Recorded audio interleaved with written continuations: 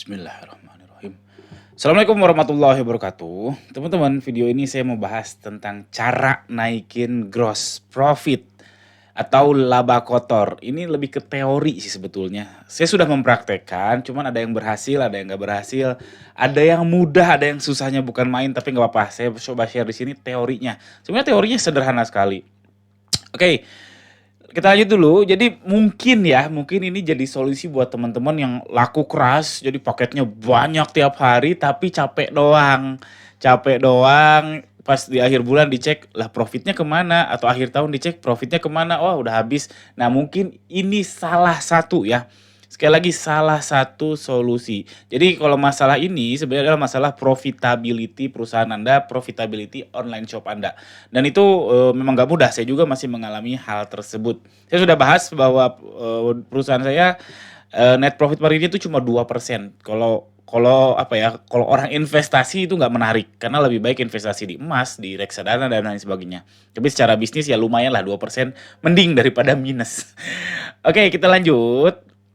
Jadi gini teman-teman, saya terbiasa pakai cost structure kayak gini ya biar lebih tergambarkan. Jadi seperti gedung. Jadi gedung ini ini adalah omset teman-teman dalam rupiah. Yang ngebangunnya omset teman-teman ini adalah ada HPP salah satunya.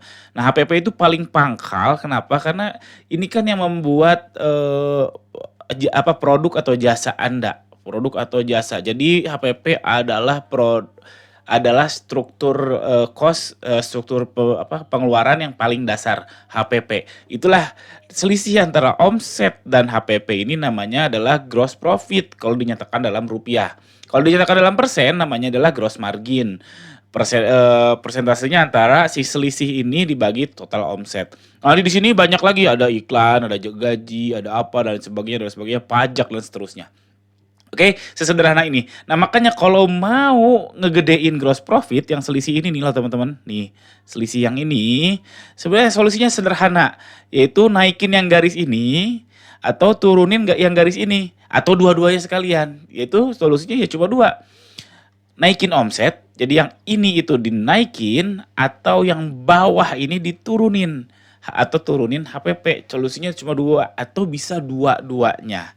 Dua-duanya dilakukan. Walaupun prakteknya kalau dua-duanya bareng berat, serius berat.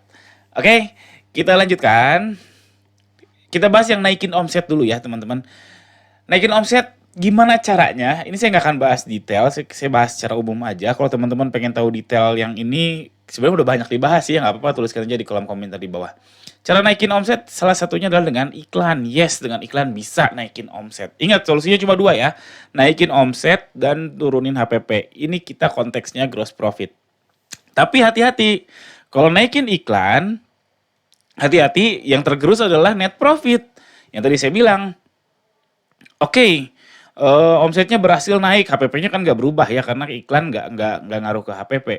Oke, omsetnya naik, tapi yang di sini yang iklannya tadinya segini, misalkan ya segini, lalu berubah jadi segini. Nah, yang tergerus adalah net profit, bukan gross profit. Hati-hati, itu harus hati-hati betul.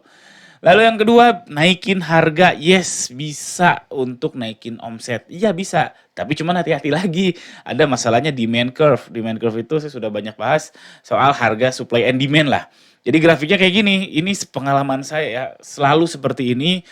Saya belum ngalamin kalau misalkan produk yang memang super branded, saya belum ngalamin. Tapi kalau produk saya yang ya lumayan lah, nggak jelek-jelek amat itu masih mengalami demand curve ini, yaitu ketika harga ketika harga naik, demand-nya itu turun. Kecuali lebaran. Kalau untuk lebaran harga naik, demand juga naik alhamdulillah. Cuman kan lebaran cuma sebulan dalam setahun ya. Kita ngebahas secara umum. Ketika harganya turun, harganya di bawah, demand-nya akan naik. Jadi hati-hati ketika naikin harga jangan-jangan malah nurunin omset, tapi bisa jadi naikin gross profit, bisa jadi belum tentu. Tapi ya secara umum untuk naikin omset ya harus naikin harga, asal teman-teman bisa menjaga demand-nya sama. Nah, ini PR besar. Jadi sejujurnya dua solusi ini teorinya gampang diomongin, prakteknya susah bukan main. Tapi ada praktek yang lebih lebih mudah, cuman susah diceknya mungkin agak lama evaluasinya, itu perbanyak organik. Jadi perbanyak organik yaitu dengan cara branding. Branding itu yang memperbanyak traffic organik ke toko kita, entah di Shopee, entah di website, Instagram dan sebagainya karena orang jadi ingat akan brand Anda. Kalau ingat berarti orang-orang tuh nggak perlu diiklanin supaya datang ke toko Anda. Lalu sosmed yang viral, nah ini susahnya juga bukan main, tapi masih berpeluang ya karena sekarang dulu mungkin untuk bikin viral itu rentannya panjang ya mungkin 3 bulan satu konten viral. Sekarang kita bisa kok viral lokal yang FYP itulah namanya lah itu bisa ya lumayan misalkan sehari 2 hari kita di boost oleh si TikTok oleh si Instagram dan sebagainya itu lumayan. Nah perbanyak konten kayak gitu supaya ngeboost salesnya teman-teman. Lalu SEO ini saya nggak akan bahas detail. Lalu repeat order pastikan teman-teman bisa meningkatkan repeat order karena ini kunci supaya supaya bisa Anda repeatable supaya bisnis Anda profitable. Google itu untungnya besar banget karena kita tiap hari pakai. Bayangin kalau kita tahu Google itu bagus tapi pakainya cuma sehari sekali. Nah, karena repeat order Google itu tinggi sekali, super super tinggi sehingga bisnisnya profitable. Jadi entah gimana caranya, nggak akan saya bahas di sini. Perbanyak organik salah satunya dengan repeat order yang tinggi. Lalu cara selanjutnya untuk perbanyak organik adalah perbanyak produk. Ini masalah assortment. Ini nggak akan saya bahas detail di sini. Yang jelas ini sepengalaman saya.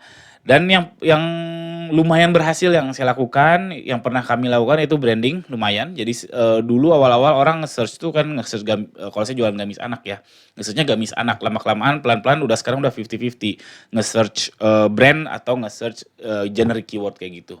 Lalu sosmed ya lumayan lah dulu sempat viral tapi sekarang saya lagi kesusahan betul untuk ngurus sosmed ini. SEO jalan terus, repeat order alhamdulillah. Lalu produk alhamdulillah kami terus launching baru terus menerus. Jadi perbanyak organik, big yes untuk naikin omset. Selanjutnya solusi kedua adalah kan nurunin HPP. Ini juga sederhana sebetulnya solusinya, cuman prakteknya susah bukan main. Satu ya nego dengan suppliernya, teman-teman yang cost yang membentuk HPP itu apa aja? Apakah ongkos jahit ke maklunan, apakah pengrajin, apakah toko aksesoris, apakah toko plastik, apakah apapun itulah, coba nego dengan supplier, minta harga lebih murah. Turun berapa persen ke 2% ke 3% itu lumayan banget untuk menaikkan gross profit teman-teman. Ingat, kita meninggikan omset atau menurunkan menurunkan HPP. Jadi kayak nge-pinch out HP. Jadi nego dengan supplier, entah suppliernya apapun atau naik level yang tadinya misalkan Anda adalah tangan ketiga dropshipper atau lain sebagainya, naik level jadi tangan kedua dan seterusnya atau naik level jadi produsen. Nah, produsen loncat ke yang selanjutnya adalah bisa in-house production alias produksi sendiri. Ini secara teori nurunin HPP. Produksi sendiri secara teori nurunin HPP karena sebagian besar gajinya bulanan bukan berdasarkan produk yang kita produksi. Cuman prakteknya susah bukan main. Kalau saya saat ini saya tetap di luar. Kalau saya produk fashion, saya kalau jahit itu sekitar 90% tetap di luar, 10% baru in-house. Ini angka optimal saya. Saya pernah nyobain 50-50 malah yang in-house-nya boncos parah. Jadi harusnya kalau kita uang segitu kalau kita lempar maklun ke orang lain bisa dapat 1.000 misalkan. Tapi untuk ngegaji karyawan langsung cuma dapat 500. Jadi hati-hati, betul-betul hati-hati. Jangan langsung teman-teman memutuskan udah jahit sendiri aja, udah bikin produk langsung semuanya aja di tempatnya teman-teman, hati-hati. Lalu yang tadi yang diloncat adalah kurangi bahan. Ini sudah umum teman-teman, jangan kaget. Jangan kaget, ini sudah umum. Jangankan pedagang kecil seperti kita, pemain besar juga seperti itu. Contohnya kayak apa ya? Ini yang saya dengar ya, tolong validasinya kalau yang tahu tolong koreksi. Jadi kayak Avanza pertama launching mungkin bodinya lebih berat lah, apalah lama-kelamaan dikurangi padahal harganya segitu-segitu aja katanya gitu. Lalu banyak lah contohnya HP lalu laptop juga kurang lebih seperti itu. Jadi sudah banyak sekali prakteknya kita mengurangi bahan. Jadi teman-teman nggak usah idealis. Jadi misalkan produk A yang best seller parah, best seller banget, Yang tadinya misalkan kalau fashion itu lebar bahunya misalkan 100 cm dikurangi jadi 99 cm. Pengurangannya 1 cm tapi lumayan banget untuk bisa neken HPP-nya teman-teman. Oke itu aja, saya bahas secara umum aja. Di poin-poin ini kalau teman-teman pengen bahas secara detail, meskipun sudah mungkin akan saya buatkan lagi videonya kalau memang banyak yang request. Tuliskan aja mau tentang in-house production kayak tentang mengurangi bahan kayak atau tentang branding kayak atau tentang apa ya tentang kalau iklan kayaknya hampir tiap hari saya bikin video tentang iklan. Terus naikin harga kayak dan seterusnya ya silakan tuliskan aja di kolom komentar di bawah.